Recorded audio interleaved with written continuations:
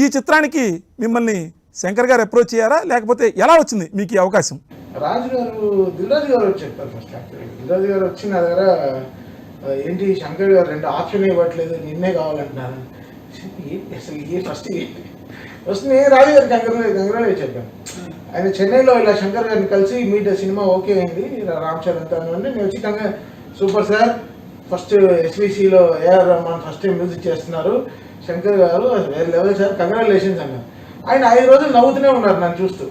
నవ్వుతున్నాడు లేదురా, ఆయన ఆప్షన్ ఇవ్వలేదు, నీ పని చెప్తున్నాడు మ్యూజిక్ చేయడానికి, నువ్వు నిన్ను అడుగుతున్నాడు, నువ్వు వెళ్ళి మార్చ్ 1 ఆయన వెళ్ళి కలవాలి అని.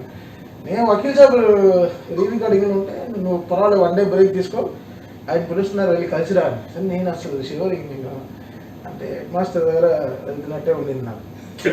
Shankar sir was not my cup of tea. నేను కొన్ని డైరెక్టర్లు నేను వదిలేస్తాను, నా సెక్షన్లోనే పెట్టుకోను. సుకుమార్ వీళ్ళందరినీ నా చెవు దగ్గరే పెట్టుకోను. వాళ్ళకి వాళ్ళ మ్యూజిక్ డైరెక్టర్స్ ఉన్నారు. I always feel them as a competitors.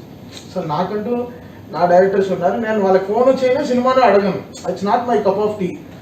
So నా రూట్స్ నాకున్నాయి, నా డైరెక్టర్స్ నాతో ఉన్నారు, నేను వాళ్ళతో 100% వర్క్ చేస్తున్నాను.